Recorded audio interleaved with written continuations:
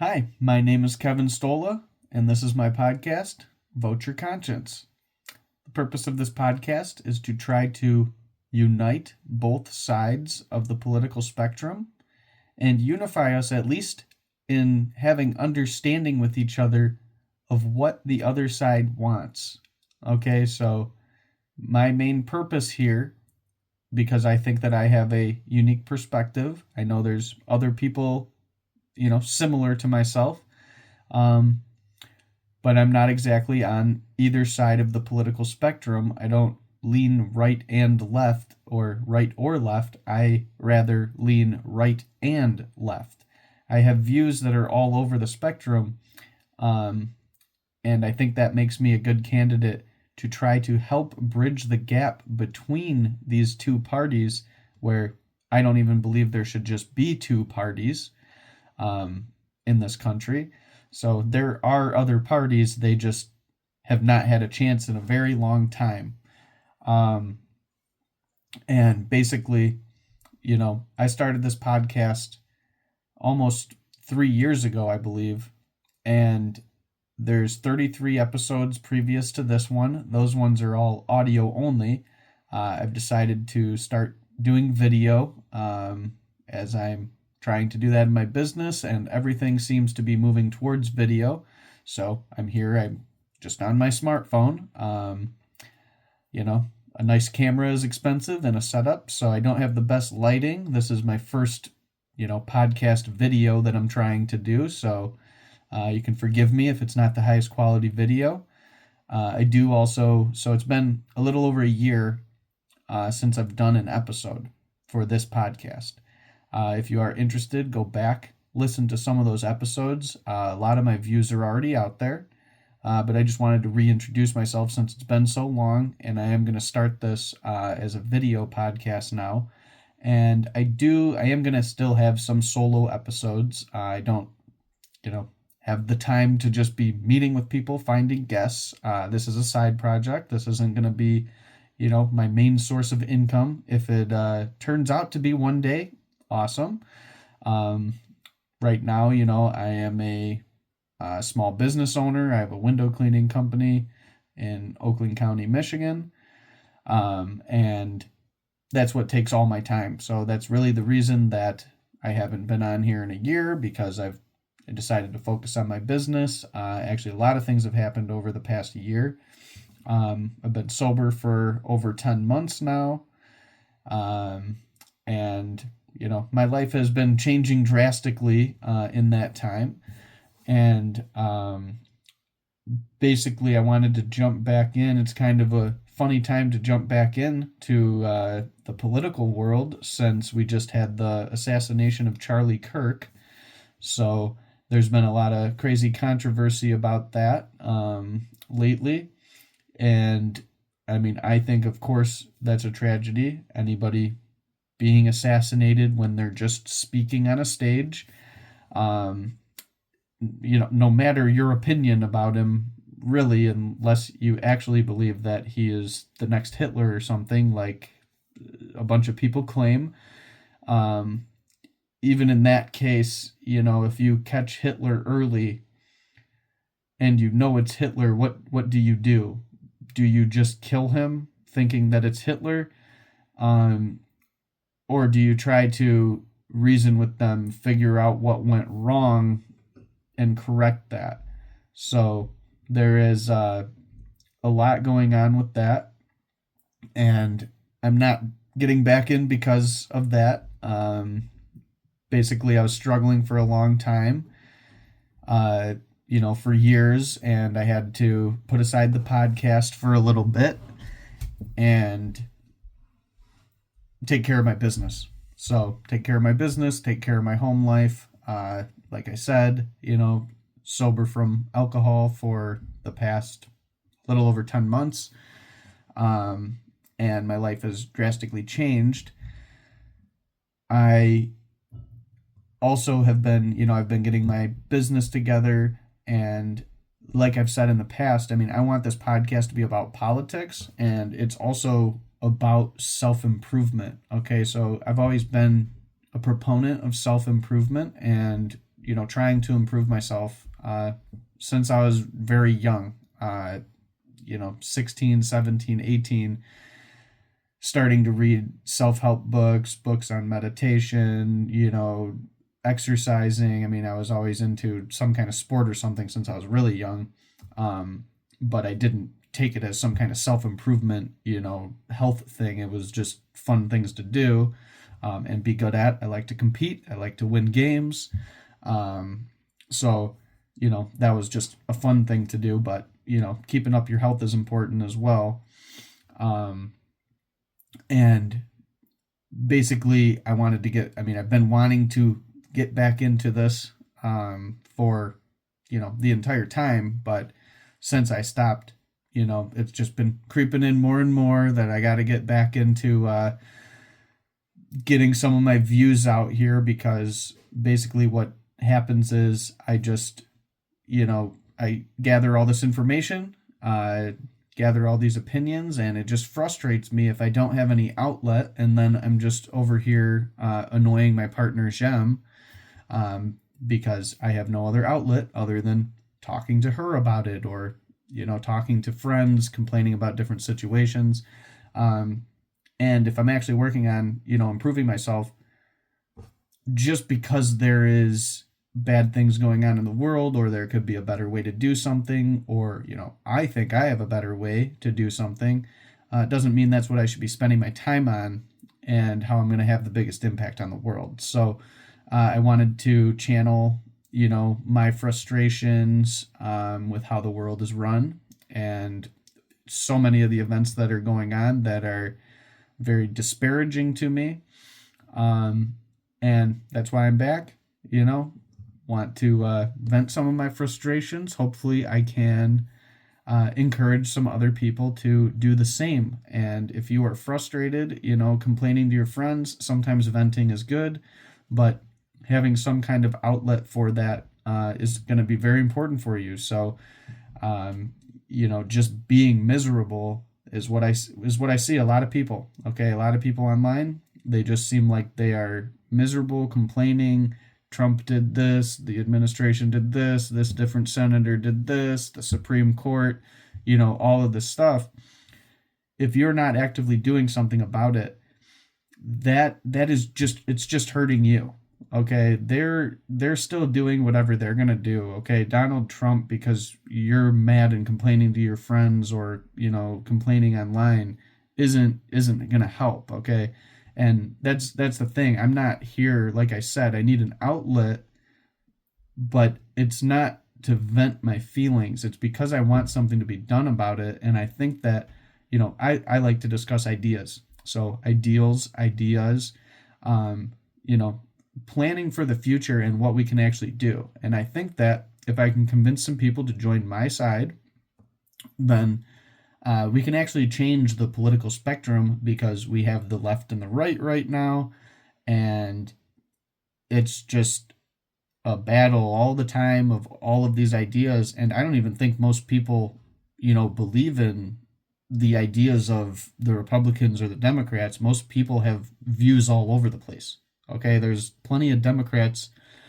I have friends that are very, very liberal, but they love guns. They love the Second Amendment. They have their own guns for all sorts of purposes, hunting and, protection, just for fun, whatever it is. I believe it's your right, but, people act like there's just gun nuts on the right, but there's plenty of gun nuts on the left as well. And it's just one of these things where I believe that the politicians, and everyone, I always hear this from people on the left and people on the right, that there are, that all the politicians are liars. Okay. And there are people who believe that their side's good and the other side's bad, but I do think that's a minority. And most people do believe that both sides are corrupted, and at least, the very least, that politicians are untruthful and they do things for themselves and, the interest groups that fund their campaigns and help them get to where they are. So That being said, if we believe that that's true, why do we keep electing these people? And it's because they've convinced people to vote for, the lesser of two evils. So that's why this podcast is called Vote Your Conscience. I think if people actually voted for who they wanted to, we would have a completely different system, because it wouldn't just be, two choices. And this isn't, I'm not just talking about in the presidential elections. This goes way down to the local level. And I don't even think most people understand what happens at the local level, because they get so focused on, the governor's race, the presidential race, that they don't really see, the local city councilman. They go, oh, yeah, that's a Republican. It's been a Republican forever. Or, oh, it's a Democrat, whatever, for the local city councilman. But they don't understand that the Republican Party and the Democratic Party, they actually do get involved in these elections. They fund them, they give resources, they promote for them. And that's so that people like an independent can't get in, a libertarian can't get in, someone from whatever, the Constitutional Party or the Forward Party. There's a ton of parties out there, Green Party, can't get in even at these lower levels and become well known. So they push there because they have the resources. That's, everyone knows that's the reason that the Democrats and the Republicans are there. Okay. If you don't, you need to take a look and see why people are voting for them. And it's because they're known. Okay. People want to, vote for what they know. Even if they think, that's scary, it's not as scary as just picking someone else new. Okay. It's the same reason employees quit when, new owners take over. They don't know them. Okay. Even if they didn't like the boss and they complain about their last boss every day, they see a new owner and they don't know. Is it going to be bad? And our minds like to go to negativity. And this is the same thing. I watch a lot of content on self-improvement and, basically trying to get control of your own mind. And our minds go towards negativity. It's a protection mechanism for any animal, okay, just like a human. Because when something good happens, that's fine. We can celebrate it. But when something negative happens, it can be the end of your life. So we have to, basically scale our negativity up because it protects us. Whereas something really great is fine, but even if you, find a whole bunch of food or you just got a bunch of money or whatever, that only lasts you so long. That doesn't protect you from other dangers in the world. It doesn't protect you from disease. It doesn't protect you from a murderer. It doesn't protect you, so those things we have to be aware of more, and our minds go that way. We live in a much safer world now, but we hear about all of these different things constantly. So that's why so many people have seen Charlie Kirk's assassination. So I haven't actually watched the video. I've had a bunch of people describe it to me. I probably will at some point, but I'm not that concerned that I need to go see this video. I have seen plenty of death, destruction, bombs blowing up in cities, dead kids all over the place in Gaza, all sorts of different starving kids in Africa. There's an endless stream of death and despair if you want to go and find those videos. And you don't even have to find them. I mean, you go on Instagram, if you're following, political accounts, you're going to see this kind of stuff almost just no matter what. You're going to just be scrolling and, it's like, oh, here's hot women. Oh, here's how to do this workout. And maybe if you're a woman, here's some hot guys or something. I don't know what's on your stream, but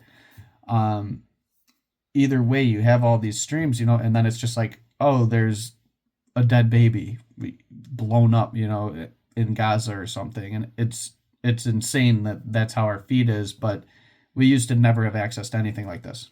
Okay, so um, I haven't actively seeked out, Charlie Kirk's assassination video because I've already seen tons of death and destruction. Um, Maybe I will look for it soon, but I haven't cared to.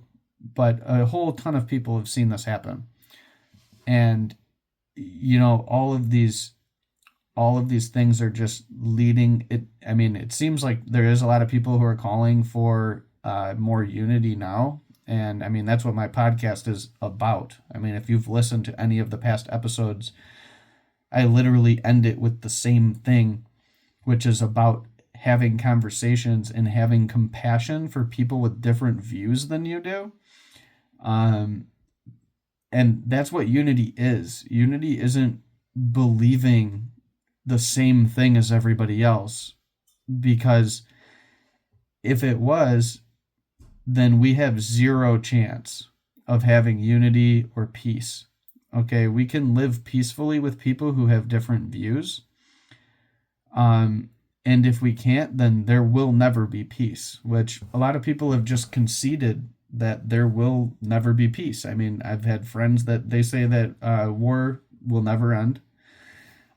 Even, they're not even thinking 1,000 years from now, 5,000, 10,000, who knows what will happen that could end war. But we've been stuck in this mindset so long that it's basically impossible to get out. And that's why so many people believe that.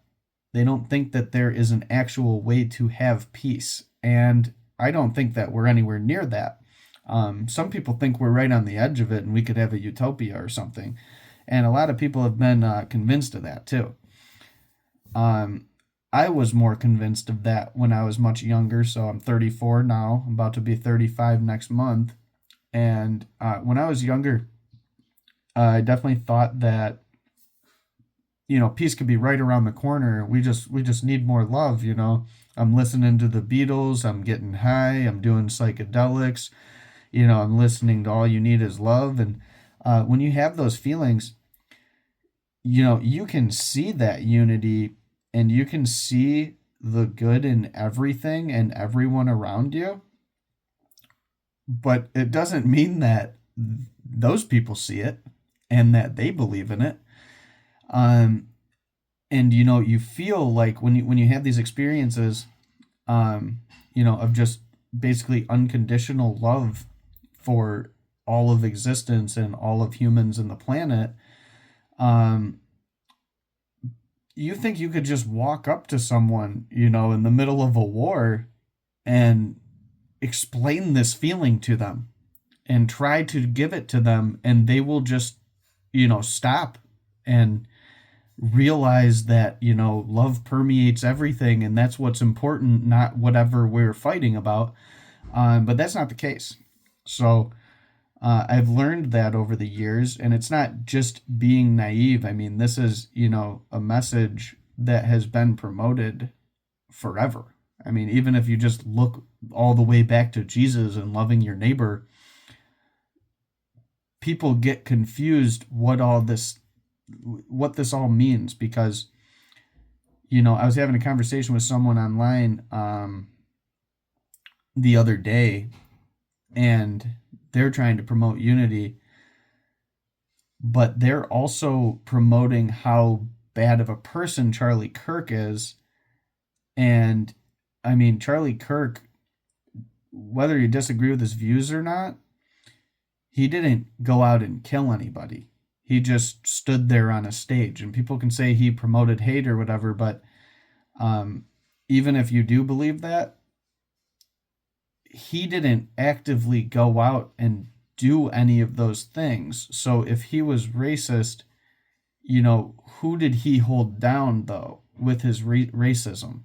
Did he not hire black people? Did he not hire Indian people? Did he, make fun of them? Did he so I think that the media has confused Charlie Kirk a lot, and the liberals have a lot, and I think conservatives too, because they're on his side. I mean, I don't agree with Charlie Kirk's opinions about a ton of stuff because I don't believe in Jesus. I'm not a Christian, so I don't agree with his worldview. I don't agree with a lot of his stuff, but where did he actively do anything actually racist? So if he spread hate like so many people say, it's pretty weird it doesn't correlate to his actual actions. No one can see him yelling the N-word at a black person. No one sees him not hiring black people. No one sees him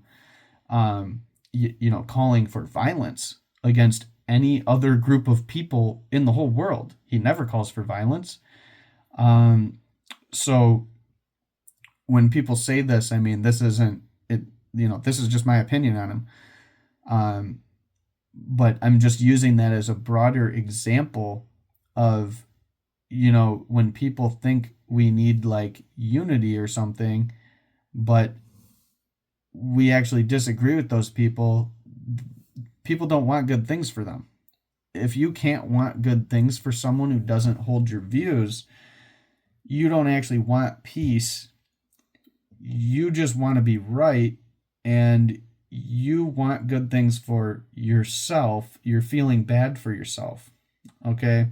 And I mean, that is what most of, the problems are, is that we have personal problems in our lives, and the world does affect it, of course, a lot. But are we just here to, try to fix our problems, or are we trying to fix everybody else's?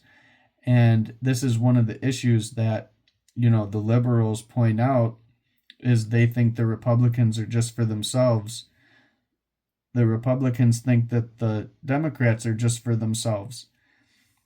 What's really happening is that most people want a better life for everyone around them. They want a better life for their own family, their kids, themselves, their friends. And it doesn't matter if you're a Republican or a Democrat. It's just like with the school shooting thing and Republicans defending gun laws. People say, oh, Republicans love dead kids. Well, Republicans obviously don't love dead kids because they have kids. They don't want their kids dead. Their kids go to the same schools as liberal kids. So in what world does it make sense that Republicans would want kids coming and shooting up schools? Everyone knows that's not correct, but people don't know where to direct their anger about the situation. Okay? So instead, they just blame the other side. And my opinion is that the most powerful people in the world, they love that. That's great for them. They can just run around doing whatever they want, and both sides blame each other, and we never blame them. And we do blame the right people, very frequently from both sides. People blame George Soros, and people blame Jeff Bezos, and people blame the Koch brothers, and people blame Donald Trump, people blame Obama, Joe Biden, whatever, the presidents and the senators, Nancy Pelosi for insider trading, and Bernie Sanders for, promoting socialism, but having 5 houses, all these different things. And it is almost all of these people to blame. It's not just them individually. It's decisions based on most people's just nature. You have to fight that nature to not want everything for yourself. Okay? A lot of people don't believe that they have that. And I believe that most people don't understand that they just don't have access to that kind of power. They don't have the resources. They don't have the money. I hear people say, oh, if I had the money, I would never buy that big of a house. I would never buy that nice of a car. It's just crazy to spend that much money. It's an easy thing to say that when you have no money. And by no money, I mean, you can't get a Ferrari even if you make $100K a year. You can't afford a Ferrari. So, of course, you're not thinking about buying a Ferrari, but if you make $1 million a year, buying a Ferrari doesn't matter. You can buy a Ferrari, and it's not going to affect you very much. So it's a completely different thing. And that's kind of the point, is that we need protections from basic human nature, and that's how our system is set up with the checks and balances. It's gotten completely out of balance. This isn't like a surprise. This is the same exact thing the founding fathers talked about at the beginning, is that governments are made to want more power. Almost every single thing is. If you're a person, you want more power. If you're a lion, you want more power. If you're a bird, you want more power for birds. It's in our nature, because we're protected by that power. The government is protected by government power. A corporation is protected by corporate power that it has individually, okay? That's why they want to crush other businesses, okay? I have a small local window cleaning business.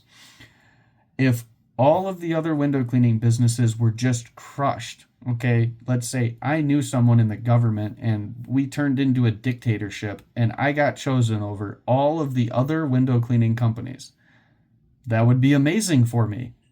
I would now have power and everyone would have to use me to clean their windows. That's the kind of thing. It's automatic in an organism and an organization for them to want more power, because it protects them. I understand about altruism, and I care about everybody. I care about how this world does. I care about how this community is doing. Even my local community, I care about it on a worldwide basis as well. I've had to pull back on a little bit of that and realize that's not my responsibility as much as I thought it was, but I'm here trying to do my part. And that's what I ask you to do as well. And your part isn't just screaming, about this person or this politician, and arguing with people and saying that these people are horrible. Your part is to try to understand the other people and why they have their opinions.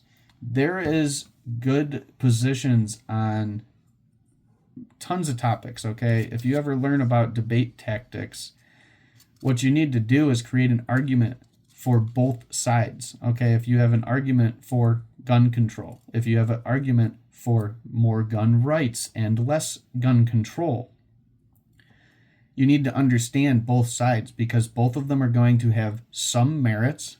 And that is, if you've ever watched a debate, if you've ever learned about debate at all, that is how people make their points. You don't even have to believe what you're saying, and you could win an argument even though you believe the other thing, just because this has merits and the other thing has merits too, but you were able to promote these merits more. And that's one of the things that I'm just here trying to get everybody to understand, that even the people who are the most adamant against your beliefs, especially your political beliefs, they just want what's best for their family and their friends. Most of the time, it is not opposing to your family and your friends. I agree that there is a bunch of wealthy people, and what's good for them is not good for us. More on a overall human basis, I believe that over time, it is better for everybody. What's good for us is actually good for them. They just don't know it.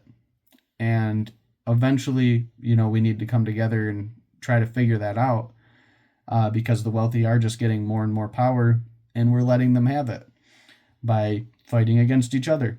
The people thinking that, the MAGA people are ruining everything, and the MAGA people thinking that the liberal people are ruining everything. So, we need to come together on this. And I know a lot of people say this, but I'm just trying to add one more voice, one more reason for you to look into yourself to try to find the answer. And that is going to be by improving yourself, okay? If we can work on making our situations better, then we will have more power to, make the kind of decisions that are going to be necessary for us to actually change the system that everyone is so fed up with right now. And I believe that is by voting your conscience, excuse me. And that's voting your conscience with your dollars and with your votes and with your own life choices. Okay, so, that's taking care of yourself. That's voting for the person who you want. And that is, using your dollars to support businesses that you want to see thrive, charities that you want to see thrive. And that is, the point of this podcast. So I will leave you with that.